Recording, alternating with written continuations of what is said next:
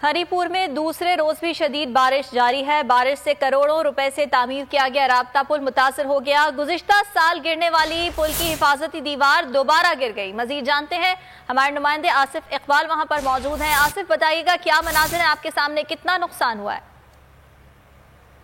जी बिल्कुल, मुल्क के दीगर शहरों की तरह हरिपुर में मानसून की बारिशों का जो है वो सिलसिला शुरू हो चुका है।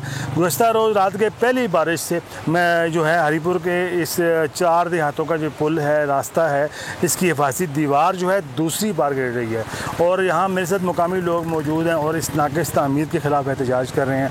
यहाँ मैं एक जो है मुकामी शहरी से बात करता हूँ, इस हवाले से ये क्या कहते हैं। बिस्मिल्लाहिर्रहमानिर्रहीम, अस्सलाम वालेकुम। जैसा कि आपको पता है कि ये पुल 3 साल पहले बना है और 3 साल में 2 दफ़ा ये गिर चुका है और 2 दफ़ा फंडिंग होने के बावजूद अब तीसरी बार गिर चुका है। जब लोगों को काफ़ी तकलीफ़ का सामना है।